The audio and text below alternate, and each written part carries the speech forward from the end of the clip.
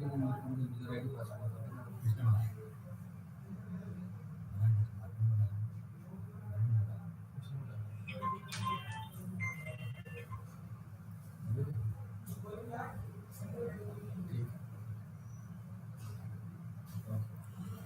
morning, learners and viewers. Welcome to the session of Master of Business Administration. Today we will be talking about Operation Research MMPO001. In today's session, we will be talking and discussing about game theory and its application.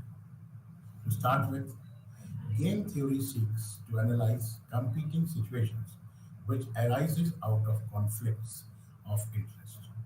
Abraham Maslow's hierarchical model of human needs lays emphasis on fulfilling the basic needs such as food, water, clothes, shelter, air, safety, and security.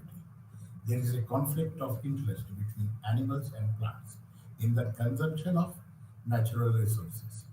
The conflict of interest of human beings are not confined to the basic needs alone. Again, considering Abraham's Maslow's law model of human needs, one can realize that conflicts also arise due to higher levels of human needs such as love, affection, affiliation, recognition, status, dominance, power, esteem, ego, self respect, etc. Sometimes one witnesses clashes of idea of intellectuals also.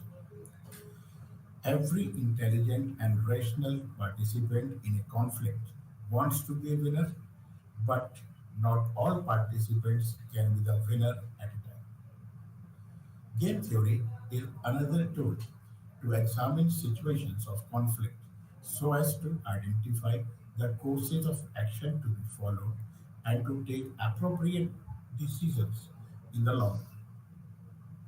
Thus, this theory assumes importance from managerial perspectives. The pioneering work on the theory of games was done by von Neumann and Augustin through their publications entitled The Theory of Games and Economic Behaviors, and subsequently the subject was developed by several experts. What is the definition of game theory? The definition given by William G. Nelson runs as follows. Game theory, more properly the theory of games of strategy, is a mathematical method of analyzing a conflict. The alternative is not between this decision or that decision, but between this strategy or that strategy to be used against the conflicting interest. According to von Neumann and Modestin, the game is simply the totality of the rules which describe it. Every particular instance at which the game is played in a particular way from beginning to end is a play. The game consists of a sequence of moves and the play of a sequence of choices. What are the concepts in the theory of game? Several of the key concepts used in the games are discussed below. What is game? A competitive situation is called a game if it has the following properties. There are finite number of participants called players. Each player has finite number of strategies available to him, and every game result in an outcome. What is players? The competitors or decision makers in a game are called the players of the game. What is strategies? The alternative courses of action available to a player are referred to as his strategies. Generally, two types of strategies are employed by players in a game. First one is pure strategy. It is the decision rule which is always used by the player to select any one of a particular course of action. The objective of the player is to maximize gains or minimize losses. Second one is Mixed strategy. When the player uses a combination of strategies and each player always keep guessing as to which course of action is to be selected by the other on a particular occasion, then this is known as mixed strategy. Thus, the mixed strategy is a selection among pure strategies with fixed probabilities. Payoff. The outcome of playing a game is called the payoff of the concerned player. Payoff matrix. The tabular display of the payoffs to a particular players under various alternatives is called the payoff matrix of the game. We will be using this when we will be solving the numerical part of it. Zero sum game. A game in which the total payoff of all the players at the end of the game is zero. It is referred as zero sum game. Non-zero sum game. Games with less than complete conflict of interest are called non-zero sum games. The problems faced by a large number of business organizations come under this category. In such games, the gain of one player in terms of his success needs to be completely at the expense of the other player. Now comes saddle point. A saddle point of a game is that place in the payoff matrix where the maximum of the row minimum is equal to minimum of the column maxima. The payoff at the saddle point is called the value of the game, and the corresponding strategies are called the pure strategies. Fair game. A fair game is said to be fair if v underscore is equal to 0 is equal to v bar. Dominance. One of the strategies of either player may be inferior to at least one of the remaining ones. The superior strategies are said to dominate the inferior ones. Types of games. There are several classifications of a game. The classification may be based on various factors such as the number of participants, gain or loss to each participant, the number of strategies available to each participant, etc. Some of the important games are two-person games and n-person games. In two-person games, there are exactly two players, and each competitor will have a finite number of strategies. If the number of players in a game exceeds two, then we refer to as a game with n-person games.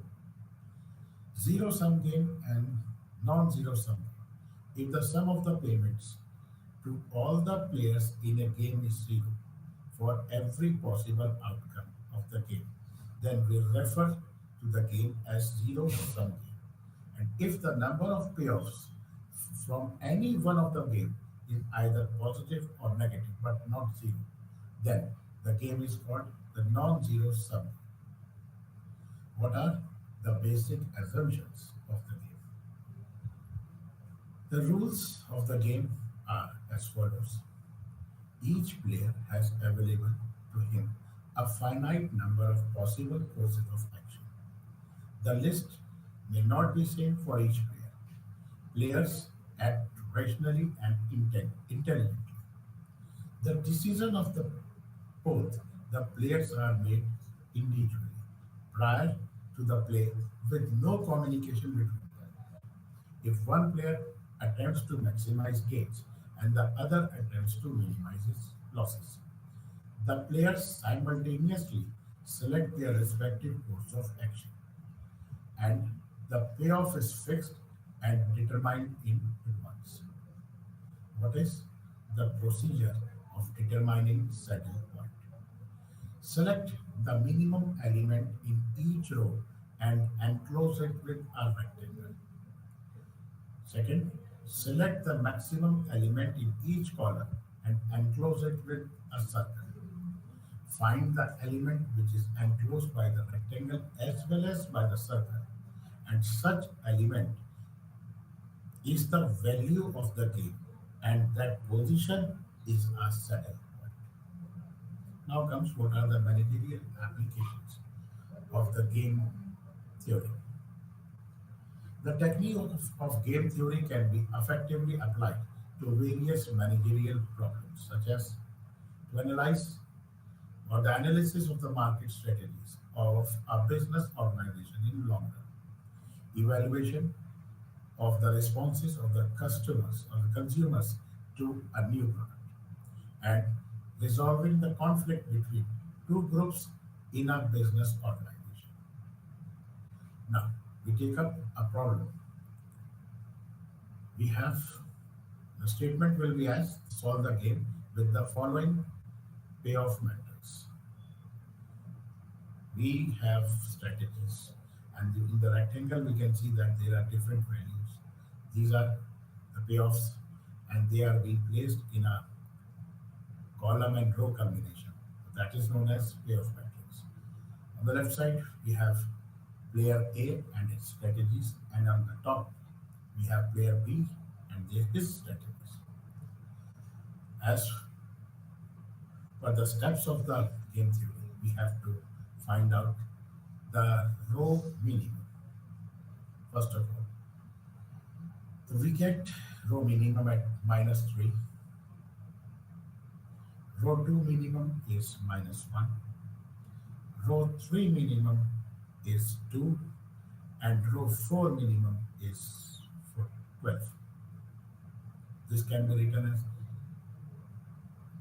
we have to find maximum of this. The maximum of this row element will be from the -3, -1, 2, and 12, and the maximum value is 12.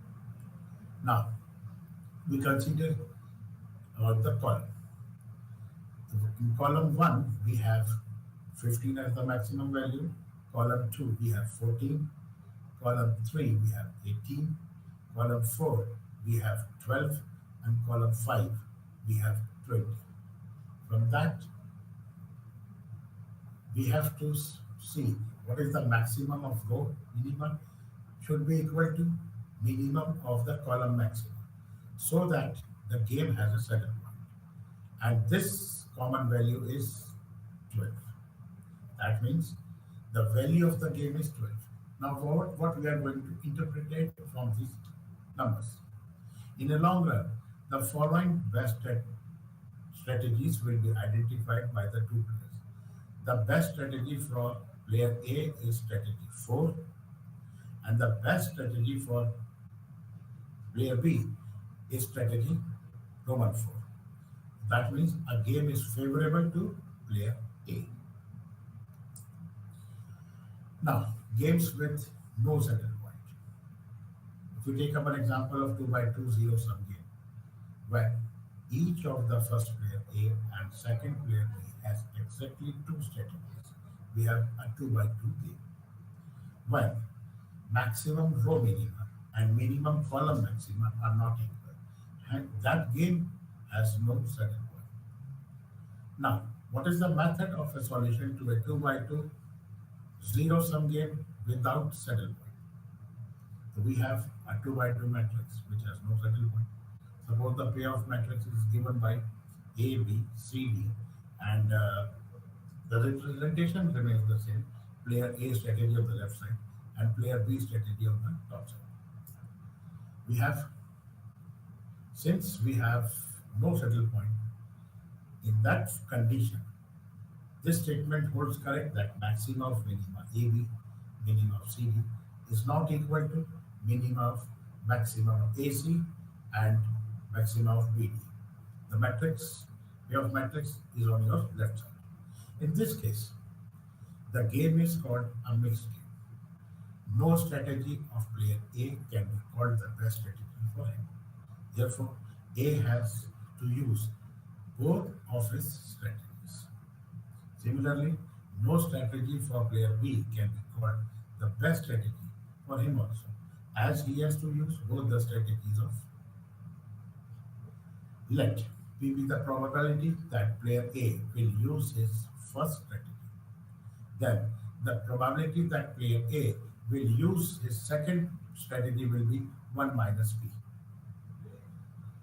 Now, if a player B follows his first strategy, expected value of payoff to the player A will be expected value of the payoff of player A arising from his first strategy plus expected value of the payoff of player A arising from his second strategy. Mathematically, in a equation form, it can be written as, or in a representation form, it can be written as A into P plus C into 1 minus P. Similarly, for player B, his expected value for of player A will be equal to Bp plus D into 1 minus P. If the expected values in equation 1 and 2 are different, but player B will prefer the minimum of the two expected values, then he has to give a player A. Thus, we will have a pure strategy. This contradicts our assumption that the game is a mixed one. Therefore, the expected values of the payoffs to player A and in equation 1 and 2 should be equal. So we have the following conditions.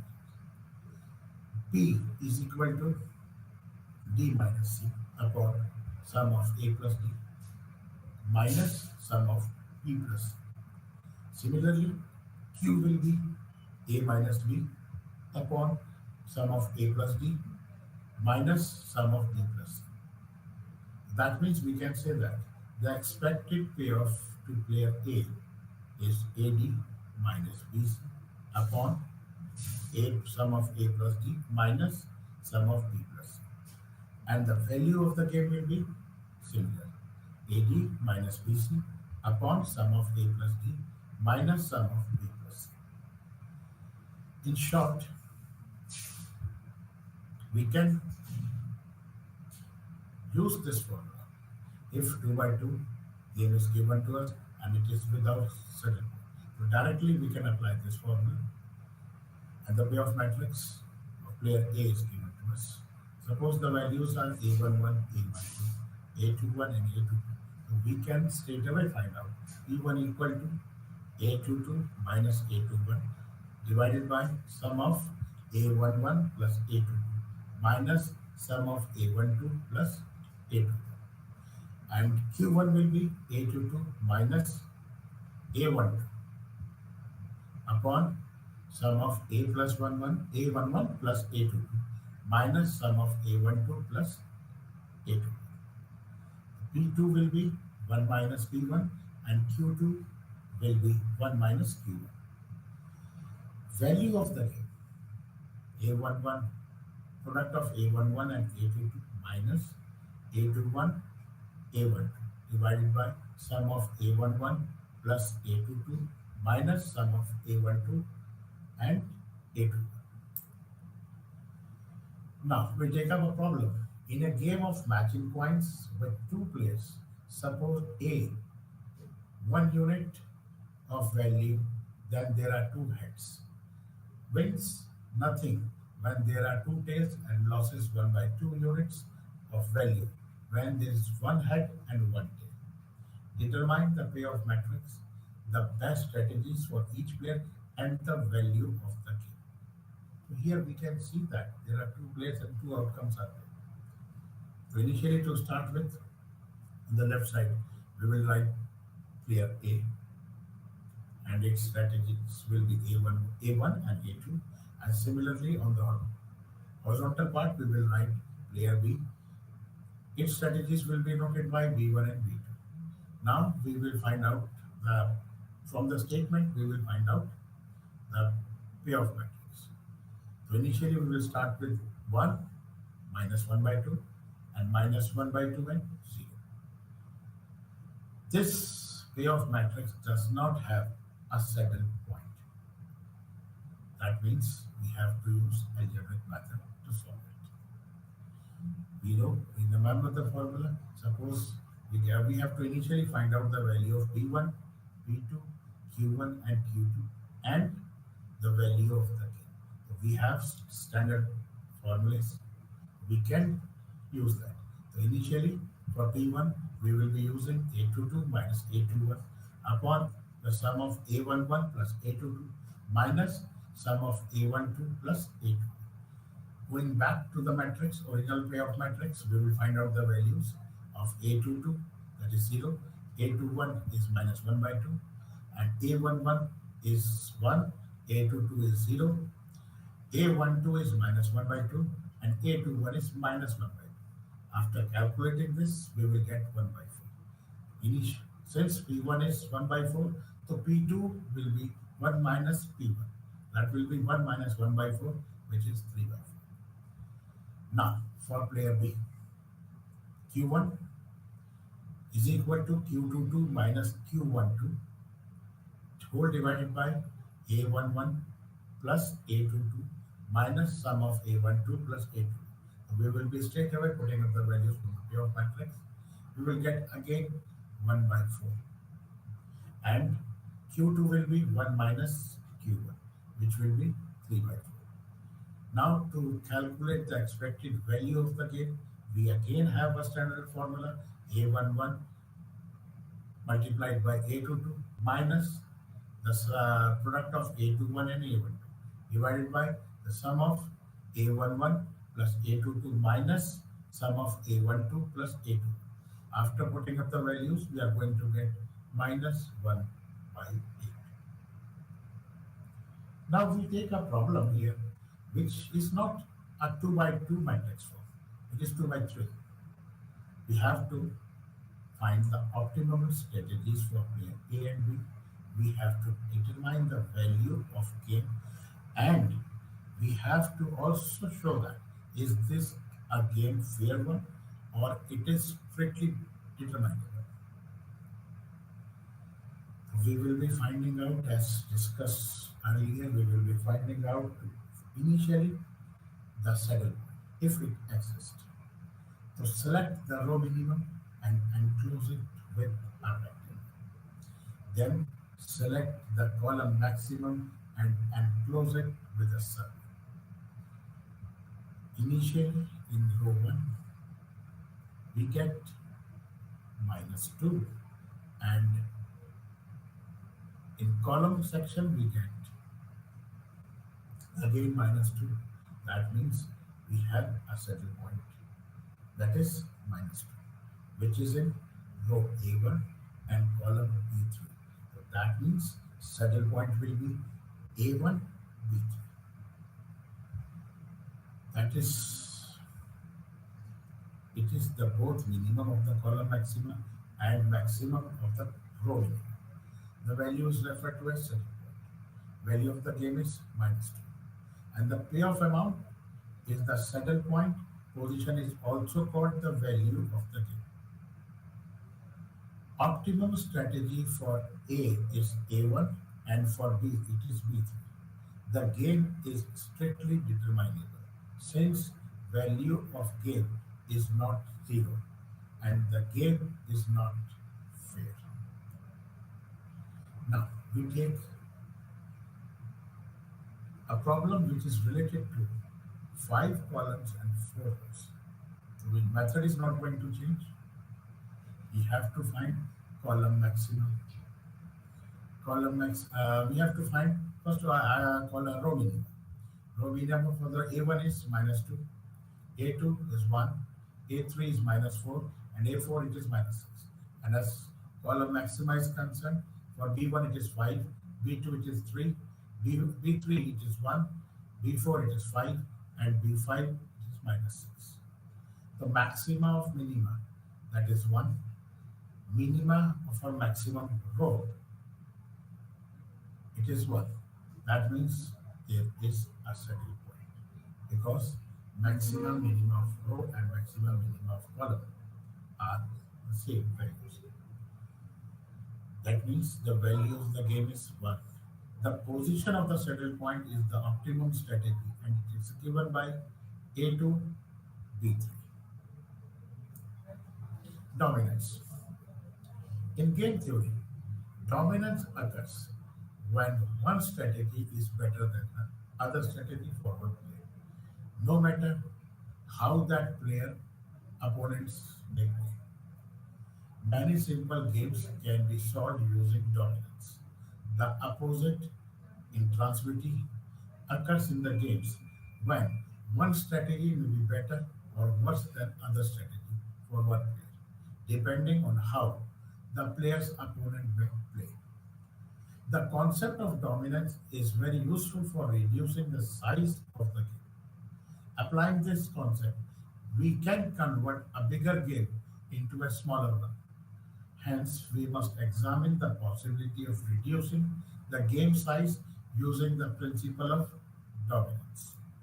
What are the rules of for dominance?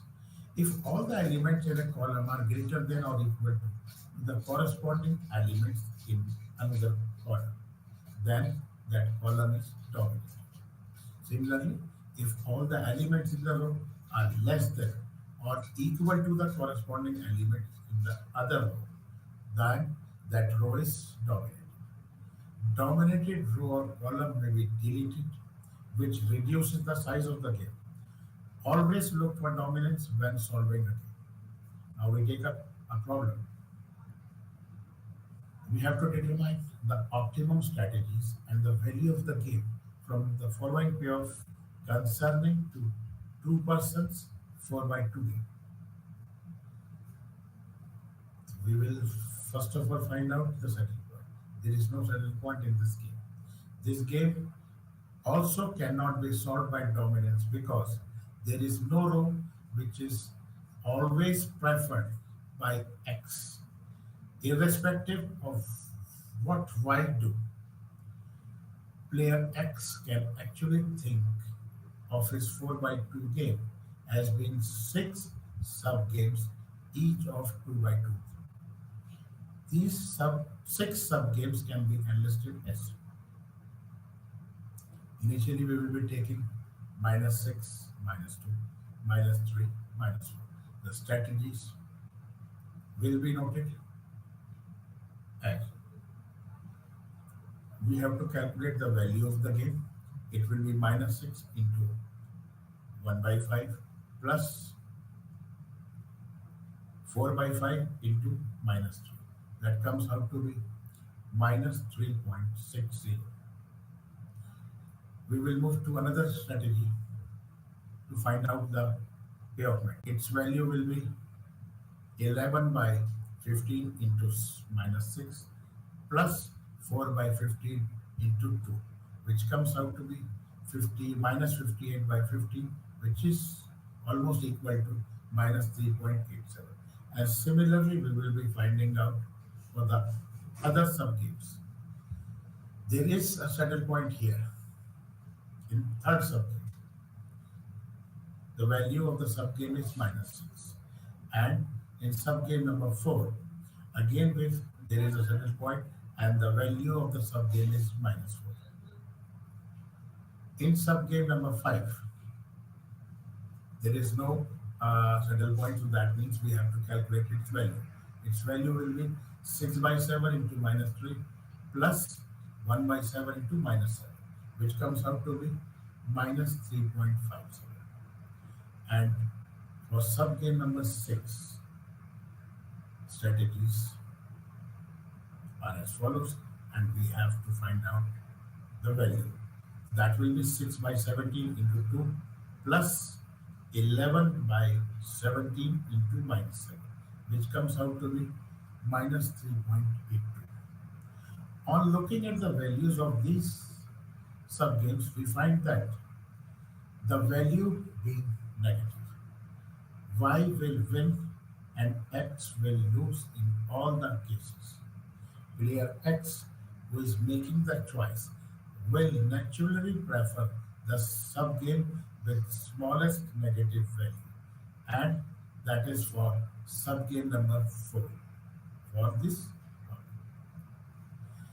Thus, X will play a two-row mixed strategy between second and fourth row of the original game, and he will expect to lose an average of 3.57 points per play of the game, which will be his minimum possible loss.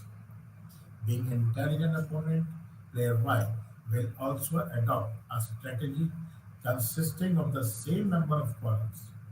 In brief, we can say that subject number 5 strategies will be adopted by players X and Y with a game value equal to minus 3.57.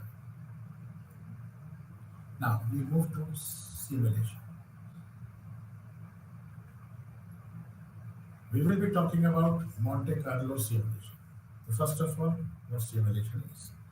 Simulation is the most important technique used in analyzing a number of complex systems where the methods discussed in previous chapters are not adequate.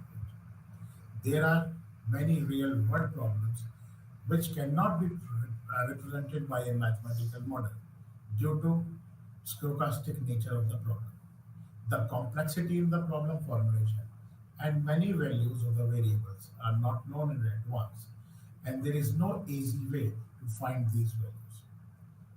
Simulation is a representation of reality through the use of model or other device, which will react in the same manner as reality under a given set of conditions.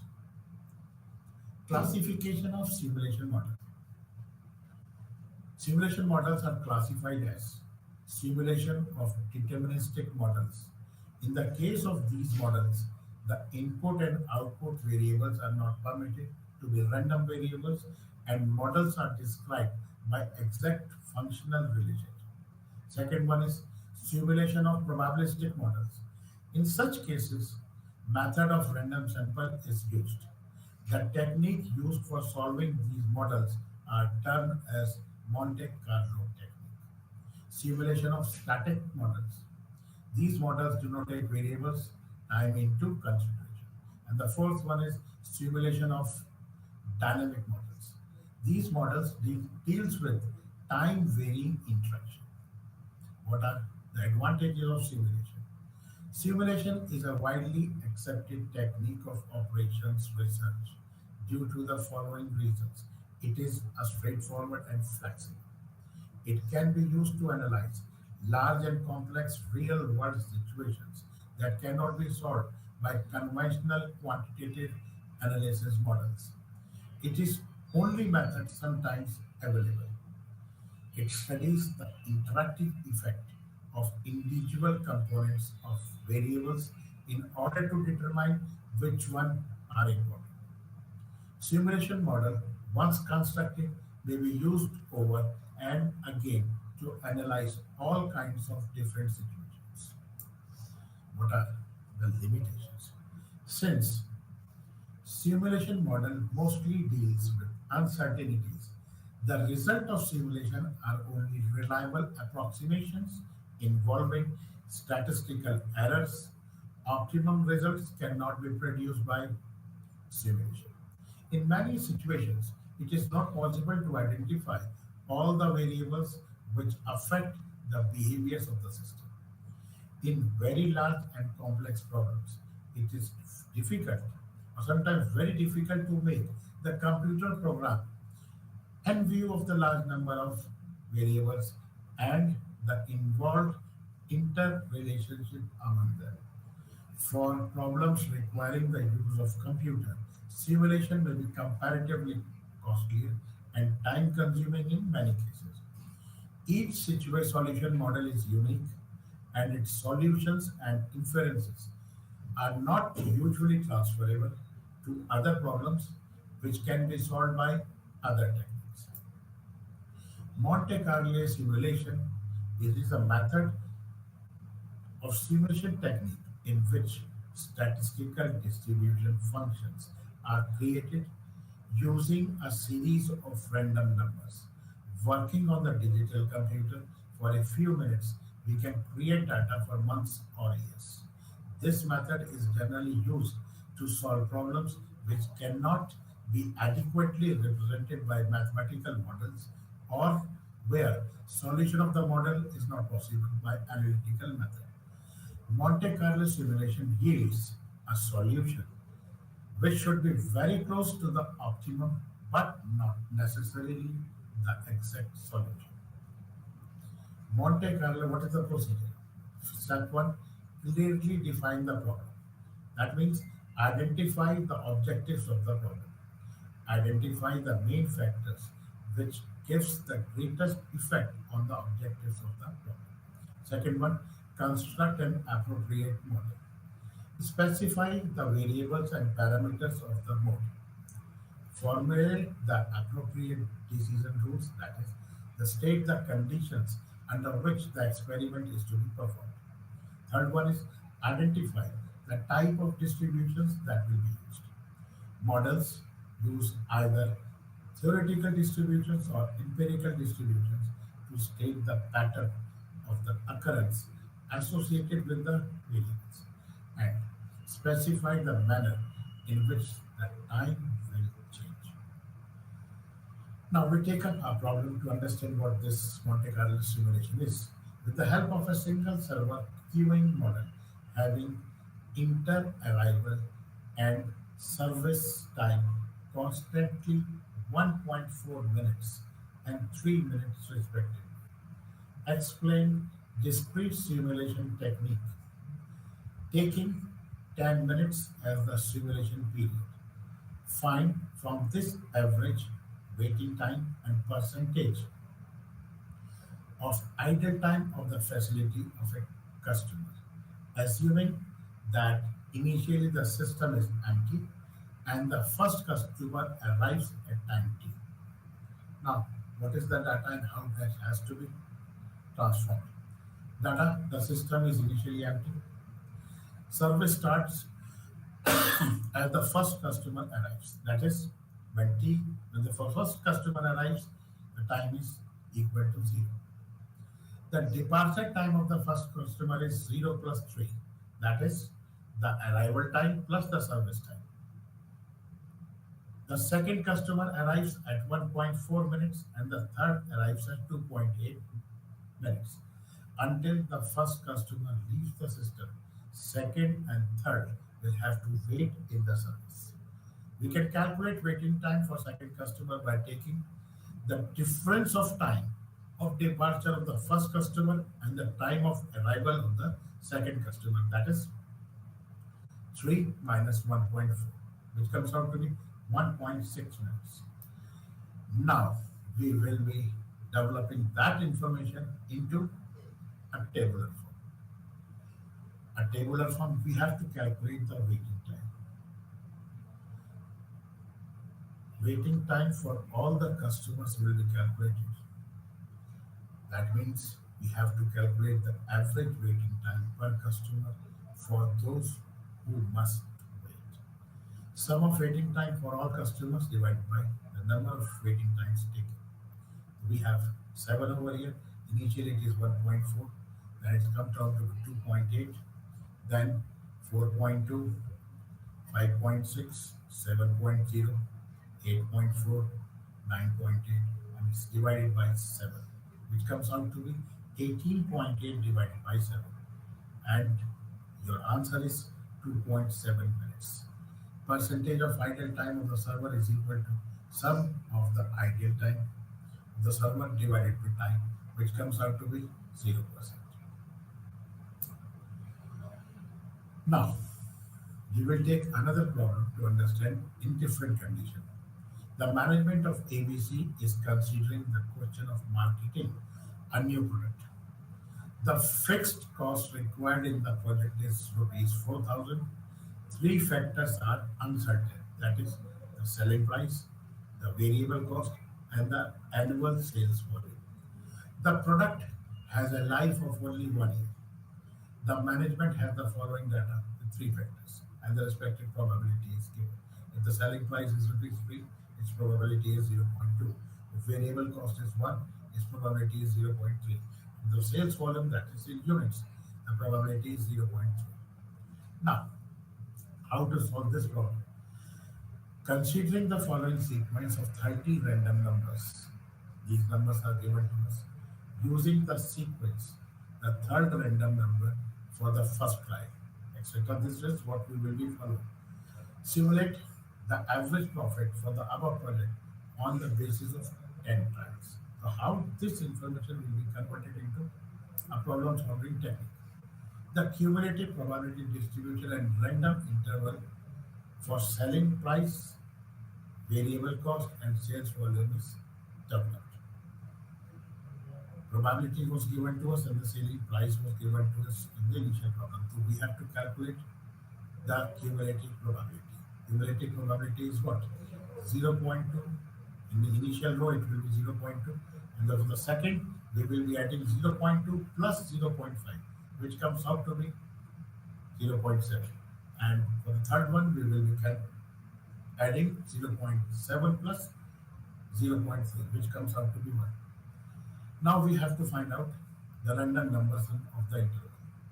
This we will be finding out by the numbers what we are given. No doubt we have to start with 0 and we will be moving to 90. And in the second, we will be moving from 20 to 69. And for the third, we will be moving from 70 to 99 because we have 2-digit random numbers.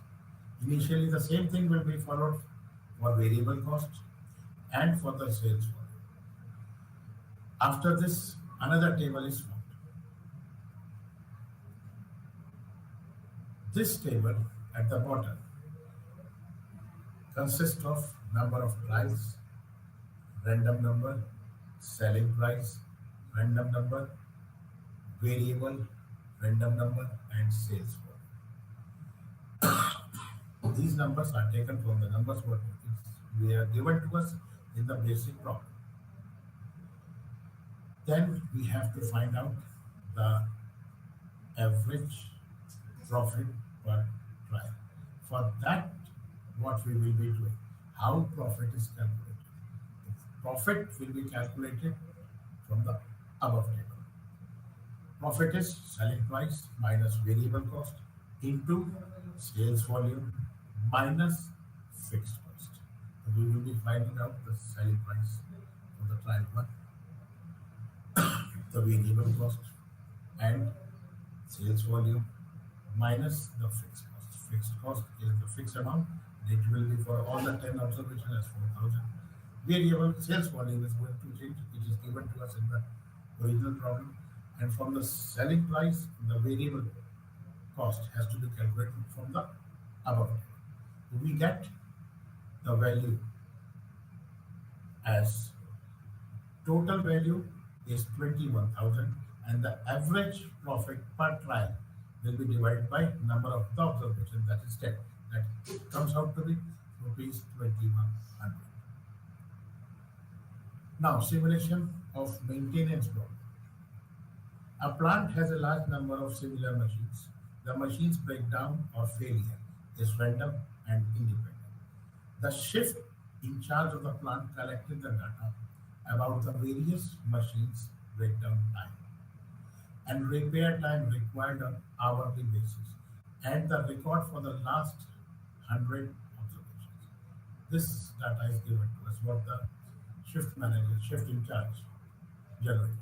For each hour that one machine is down due to being or waiting to be repaired, the plant loses rupees 70 by what way of lost production. A repairman is paid rupees 20 per hour. In that case, what we have to simulate this maintenance system for 15 breakdowns. And how many repairmen should the plant hire for repair work? So we will be calculating as what we have done in the last problem.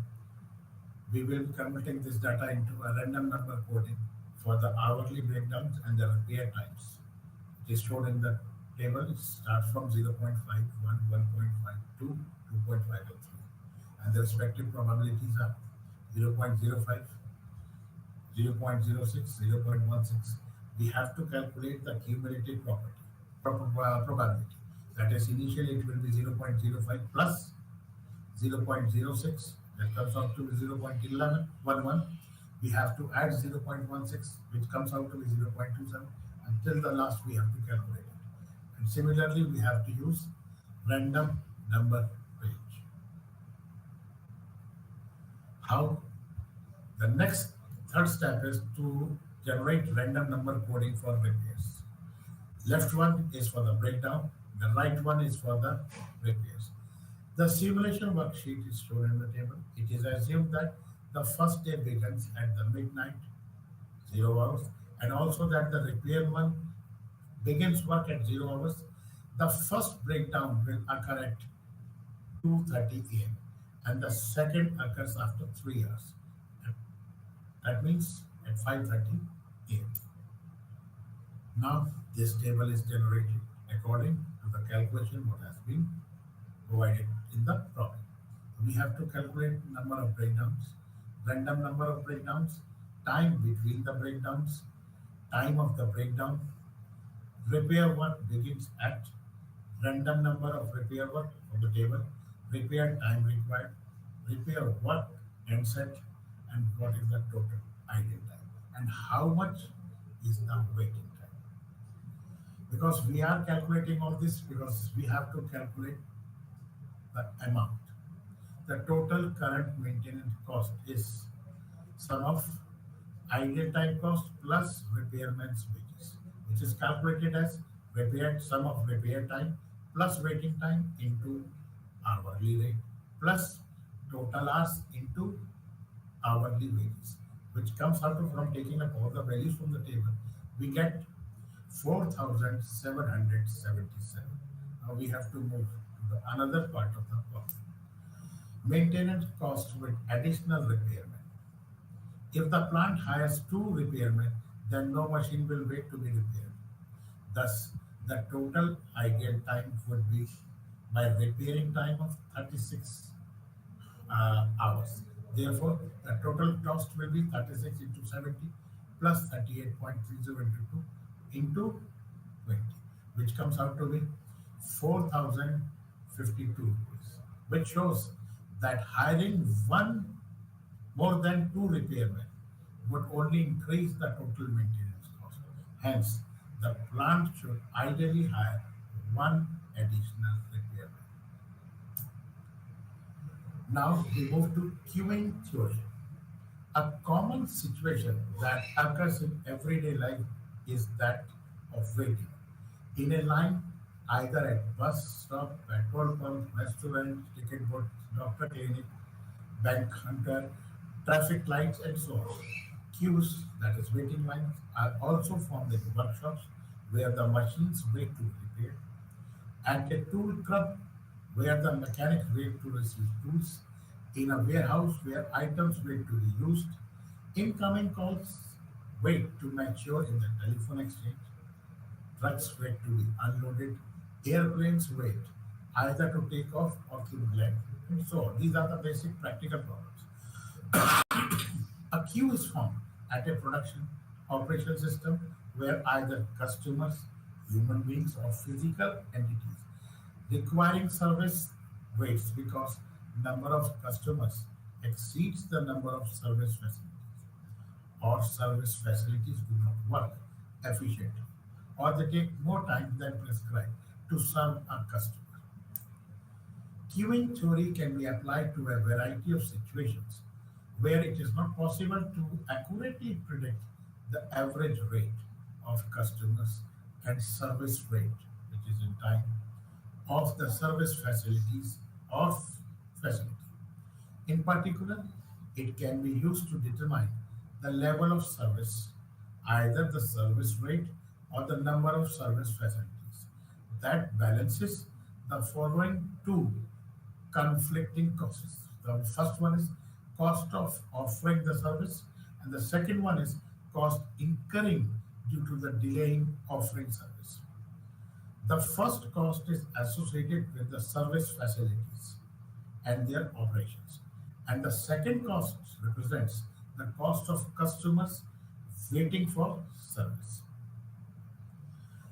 An increase in the existing service facilities would reduce the customer's waiting time. Conversely, decreasing the level of service would result in long queues.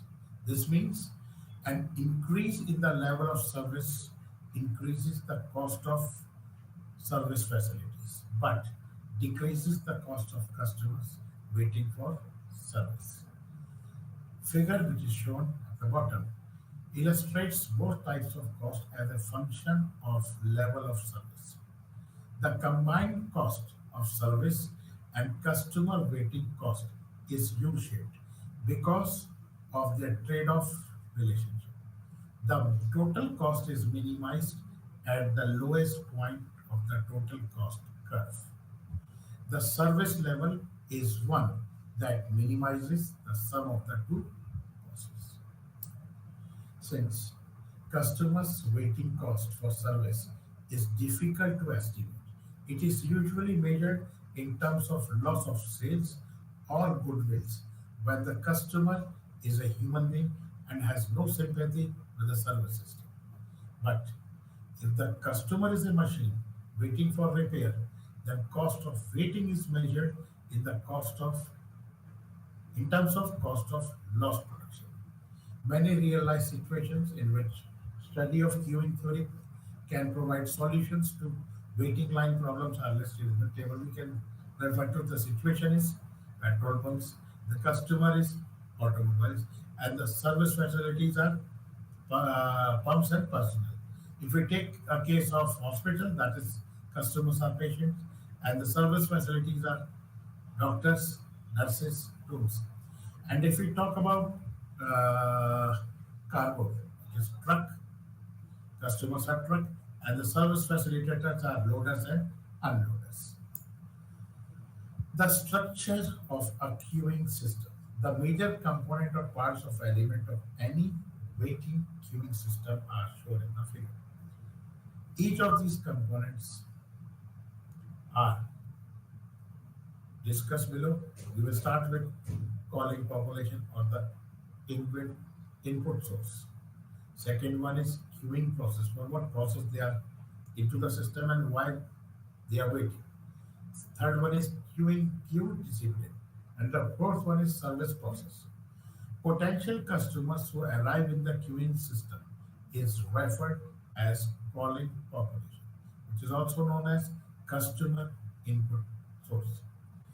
The manner in which the customer arrives at a service facility, individually or in batches, at scheduled or unscheduled time, is called the arrival process. The customer's entry into the queuing system depends upon the queue condition. Customers from a queue are selected for service according to certain rules which are known as discipline, queue discipline. A service facility may be without server or may include one or more servers operating either in a series or in parallel. The rate at which service is rendered is known as service process. If the server is ideal at the time of customer's arrival, then the customer is served immediately. Otherwise, the customer is asked to join a queue or waiting line, which may have single, multiple, or even priority lines. Calling population characteristics. The arrival or input to the system are characterized by size of calling population, behavior of the arrivals, and pattern of the arrival at the system. The calling population needs to be homogeneous and may consist of several subpopulations. That is, if we take an example of patients arriving at the OPD of a hospital are usually of three categories: walk-in patients, patients with appointment, and emergency patients. Each patient class places different demands on service facility, but the waiting expectations of each category differs significantly. Size of calling population. If popular probability of an arrival depends on the number of customers already in the system, the calling population is called limited or finite. The problems of finite population are queuing systems that have limited access for service such as machine operators responsible only to handle 5 machines. Secondly, salesmen responsible to handle limited number of customers, etc.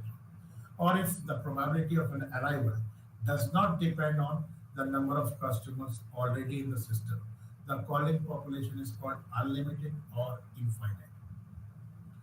Problems of infinite population are those open to the general public, such as banks, supermarkets, petrol pump, ticket counters, because in such a queuing system, customers already present do not decrease potential of others in the population to enter the system. Behavior of arrivals. If a customer on arriving at the service station waits in the queue until served and does not switch off between the waiting line, he is called a patient customer.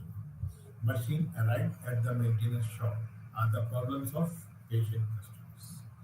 Whereas the customers who wait for a certain time in the queues and leave the service system without getting service due to certain reasons is called an impatient customer. With this, we will be ending this session.